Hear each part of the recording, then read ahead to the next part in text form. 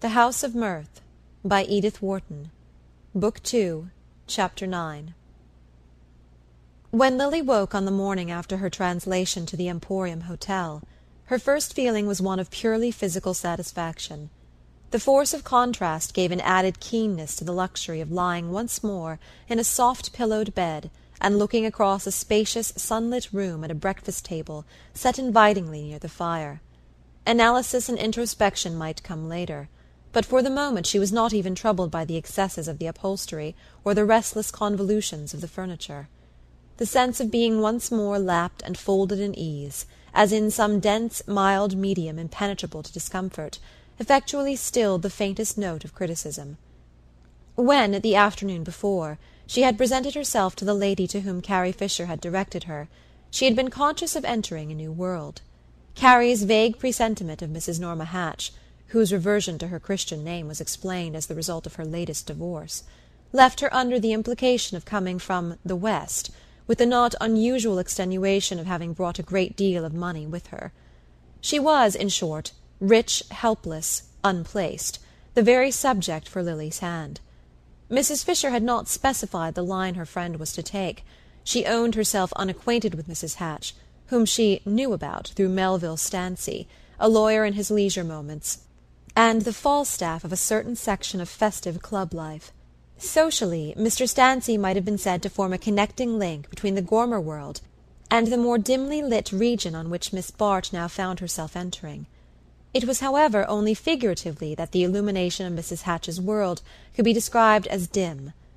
In actual fact, Lily found her seated in a blaze of electric light, impartially projected from various ornamental excrescences on a vast concavity of pink damask and gilding, from which she rose like Venus from her shell.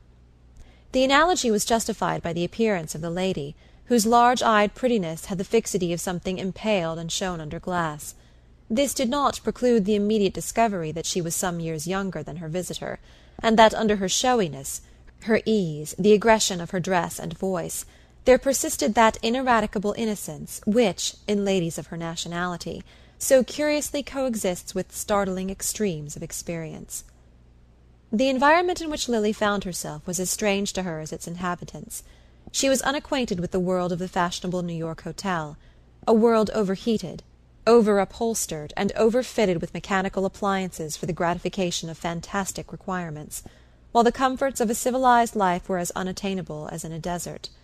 Through this atmosphere of torrid splendor moved wan beings as richly upholstered as the furniture, beings without definite pursuits or permanent relations, who drifted on a languid tide of curiosity from restaurant to concert hall, from palm garden to music room, from art exhibit to dressmaker's opening.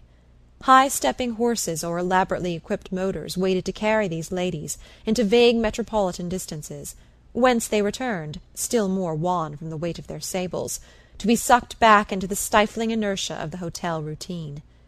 Somewhere behind them, in the background of their lives, there was doubtless a real past, peopled by real human activities. They themselves were probably the product of strong ambitions, persistent energies, diversified contacts with the wholesome roughness of life, yet they had no more real existence than the poet's shades in limbo. Lily had not been long in this pallid world without discovering that Mrs. Hatch was its most substantial figure. That lady, though still floating in the void, showed faint symptoms of developing an outline, and in this endeavour she was actively seconded by Mr. Melville Stancy. It was Mr. Stancy, a man of large resounding presence, suggestive of convivial occasions, and of a chivalry finding expression in first-night boxes and $1,000 bonbonnières, who had transplanted Mrs. Hatch from the scene of her first development to the higher stage of hotel life in the metropolis. It was he who had selected the horses with which she had taken the blue ribbon at the show, had introduced her to the photographer whose portraits of her formed the recurring ornament of Sunday supplements, and had got together the group which constituted her social world. It was a small group still, with heterogeneous figures suspended in large unpeopled spaces, but Lily did not take long to learn that its regulation was no longer in Mr. Stancy's hands. As often happens, the pupil had outstripped the teacher, and Mrs. Hatch was already aware of heights of elegance as well as depths of luxury beyond the world of the Emporium. This discovery at once produced in her a craving for higher guidance, and for the adroit feminine hand which should give the right turn to her correspondence, the right look to her hats, the right succession to the items of her menus. It was, in short, as the regulator of a germinating social life, that Miss Bart's guidance was required, her ostensible duties as secretary being restricted by the fact that Mrs. Hatch, as yet, knew hardly anyone to write to. The daily details of Mrs. Hatch's existence were as strange to Lily as its general tenor. The lady's habits were marked by an oriental indolence and disorder peculiarly trying to her companion. Mrs. Hatch and her friends seemed to float together outside the bounds of time and space. No definite hours were kept, no fixed obligations existed. Night and day flowed into one another in a blur of confused and retarded engagements, so that one had the impression of lunching at the tea-hour, while dinner was often merged in the noisy after-theatre supper which prolonged Mrs. Hatch's vigil till daylight. Through this jumble of futile activities came and went a strange throng of hangers-on, manicures, beauty doctors, hairdressers, teachers of bridge, of French, of physical development, figures sometimes indistinguishable, by their appearance, or by Mrs. Hatch's relation to them, from the visitors constituting her recognized society. But strangest of all to Lily was the encounter, in this latter group, of several of her acquaintances. She had supposed, and not without relief, that she was passing for the moment completely out of her own circle, but she found that Mr. Stancy, one side of whose sprawling existence overlapped the edge of Mrs. Fisher's world, had drawn several of its brightest ornaments into the circle of the Emporium. To find Ned Silverton among the habitual frequenters of Mrs. Hatch's drawing-room was one of Lily's first astonishments, but she soon discovered that he was not Mr. Stancy's most important recruit.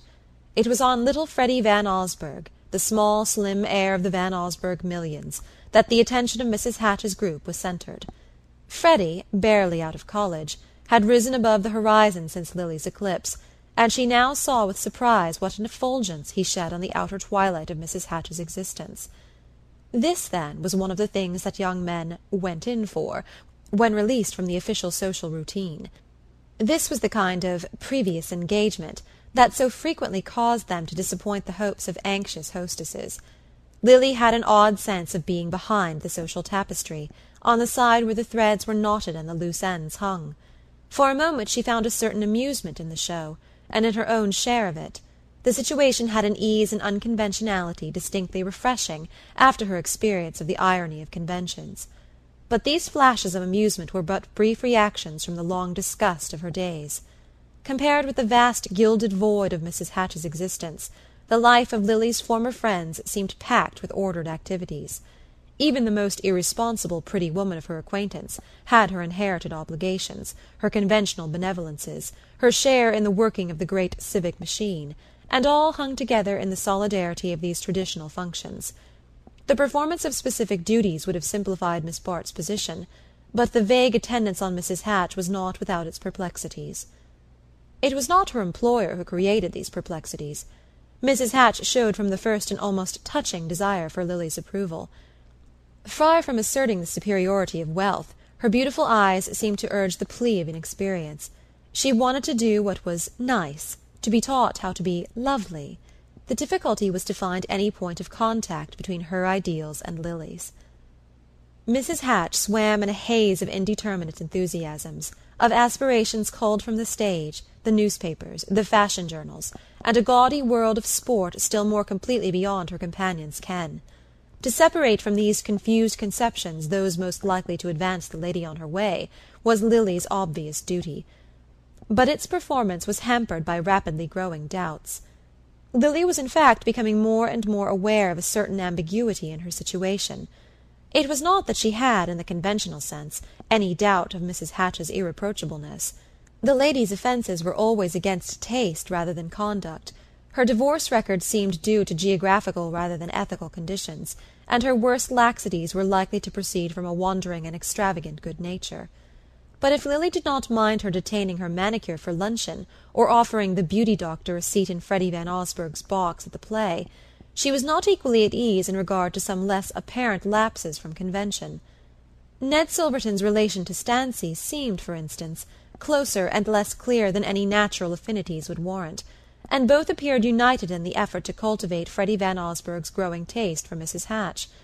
There was as yet nothing definable in the situation, which might well resolve itself into a huge joke on the part of the other two, but Lily had a vague sense that the subject of their experiment was too young, too rich, and too credulous.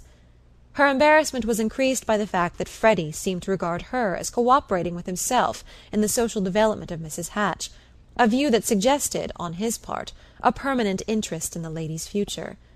There were moments when Lily found an ironic amusement in this aspect of the case.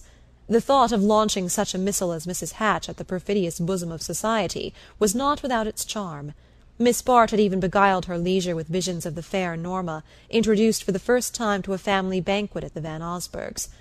But the thought of being personally connected with the transaction was less agreeable, and her momentary flashes of amusement were followed by increasing periods of doubt. The sense of these doubts was uppermost when, late one afternoon, she was surprised by a visit from Lawrence Selden. He found her alone in the wilderness of pink damask, for in Mrs. Hatch's world the tea hour was not dedicated to social rites, and the lady was in the hands of her masseuse. Selden's entrance had caused Lily an inward start of embarrassment, but his air of constraint had the effect of restoring her self-possession, and she took at once the tone of surprise and pleasure, wondering frankly that he should have traced her to so unlikely a place, and asking what had inspired him to make the search. Selden met this with an unusual seriousness. She had never seen him so little master of the situation, so plainly at the mercy of any obstruction she might put in his way. "I wanted to see you," he said, and she could not resist observing in reply that he had kept his wishes under remarkable control. She had in truth felt his long absence as one of the chief bitternesses of the last months. His desertion had wounded sensibilities far below the surface of her pride. Selden met the challenge with directness. "Why should I have come, unless I thought I could be of use to you? It is my only excuse for imagining you could want me." This struck her as a clumsy evasion, and the thought gave a flash of keenness to her answer. "Then you have come now because you think you can be of use to me?" He hesitated again. "Yes, in the modest capacity of a person to talk things over with." For a clever man it was certainly a stupid beginning, and the idea that his awkwardness was due to the fear of her attaching a personal significance to his visit chilled her pleasure in seeing him. Even under the most adverse conditions, that pleasure always made itself felt. She might hate him, but she had never been able to wish him out of the room. She was very near hating him now, yet the sound of his voice, the way the light fell on his thin dark hair, the way he sat and moved and wore his clothes, she was conscious that even these trivial things were inwoven with her deepest life. In his presence a sudden stillness came upon her, and the turmoil of her spirit ceased. But an impulse of resistance to this stealing influence now prompted her to say, "It's very good of you to present yourself in that capacity, but what makes you think I have anything particular to talk about?"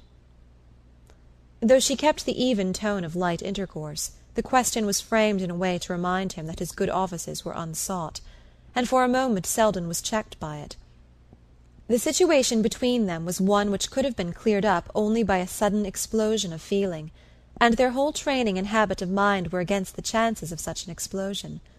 Selden's calmness seemed rather to harden into resistance, and Miss Bart's into a surface of glittering irony, as they faced each other from the opposite corners of one of Mrs. Hatch's elephantine sofas. The sofa in question, and the apartment peopled by its monstrous mates, served at length to suggest the turn of Selden's reply. "Gertie told me that you were acting as Mrs. Hatch's secretary, and I knew she was anxious to hear how you were getting on."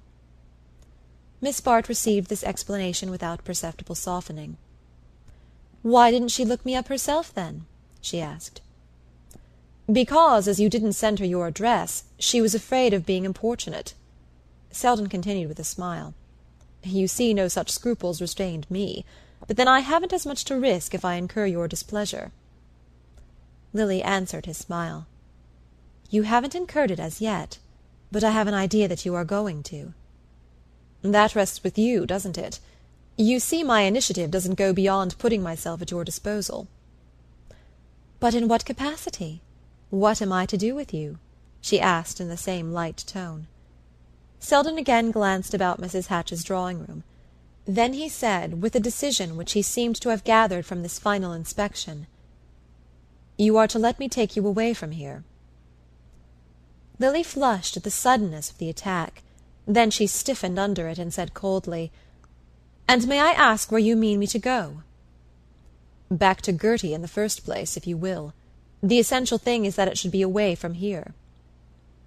The unusual harshness of his tone might have shown her how much the words cost him, but she was in no state to measure his feelings while her own were in a flame of revolt. To neglect her, perhaps even to avoid her, at a time when she had most need of her friends, and then suddenly and unwarrantably to break into her life with this strange assumption of authority, was to rouse in her every instinct of pride and self-defence.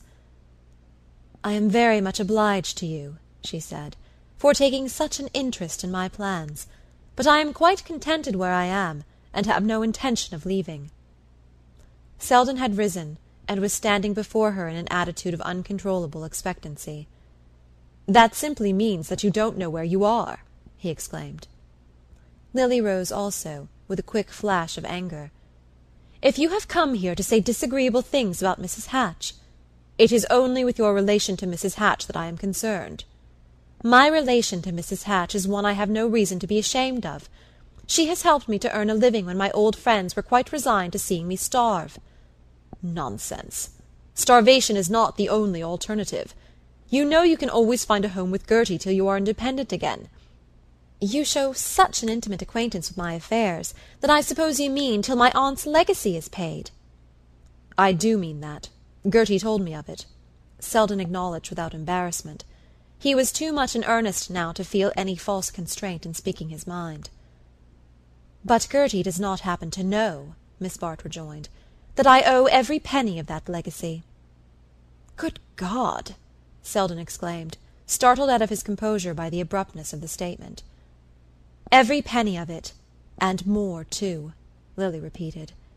"And you now perhaps see why I prefer to remain with Mrs. Hatch, rather than take advantage of Gertie's kindness. I have no money left, except my small income, and I must earn something more to keep myself alive." Selden hesitated a moment. Then he rejoined in a quieter tone, "But with your income and Gertie's, since you allow me to go so far into the details of the situation, you and she could surely contrive a life together which would put you beyond the need of having to support yourself. Gertie, I know, is eager to make such an arrangement, and would be quite happy in it. But I should not," Miss Bart interposed. "There are many reasons why it would be neither kind to Gertie nor wise for myself." She paused a moment, and as he seemed to await a further explanation, added with a quick lift of her head, "You will perhaps excuse me from giving you these reasons." "I have no claim to know them," Selden answered, ignoring her tone. "No claim to offer any comment or suggestion beyond the one I have already made. And my right to make that is simply the universal right of a man to enlighten a woman when he sees her unconsciously placed in a false position." Lily smiled. "I suppose," she rejoined, "that by a false position you mean one outside of what we call society. But you must remember that I had been excluded from those sacred precincts long before I met Mrs. Hatch. As far as I can see, there is very little real difference in being inside or out, and I remember your once telling me that it was only those inside who took the difference seriously." She had not been without intention in making this allusion to their memorable talk at Bellamont, and she waited with an odd tremor of the nerves to see what response it would bring. But the result of the experiment was disappointing. Selden did not allow the allusion to deflect him from his point. He merely said with completer fullness of emphasis, "The question of being inside or out is, as you say, a small one, and it happens to have nothing to do with the case, except insofar as Mrs. Hatch's desire to be inside may put you in the position I call false." In spite of the moderation of his tone, each word he spoke had the effect of confirming Lily's resistance.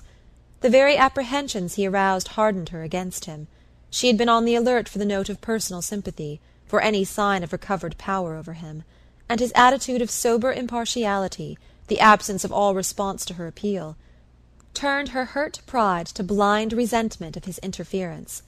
The conviction that he had been sent by Gertie, and that, whatever straits he conceived her to be in, he would never voluntarily have come to her aid, strengthen her resolve not to admit him a hair's breadth farther into her confidence.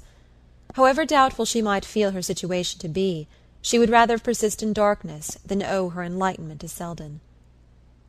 "I don't know," she said, when he had ceased to speak, "why you imagine me to be situated as you describe, but as you have always told me that the sole object of a bringing up like mine was to teach a girl to get what she wants, why not assume that that is precisely what I am doing?" The smile with which she summed up her case was like a clear barrier raised against farther confidences. Its brightness held him at such a distance that he had a sense of being almost out of hearing as he rejoined, "I am not sure that I have ever called you a successful example of that kind of bringing up." Her colour rose a little at the implication, but she steeled herself with a light laugh. "Ah, wait a little longer. Give me a little more time before you decide." And as he wavered before her, still watching for a break in the impenetrable front she presented, "Don't give me up. I may still do credit to my training," she affirmed. End of Chapter 9.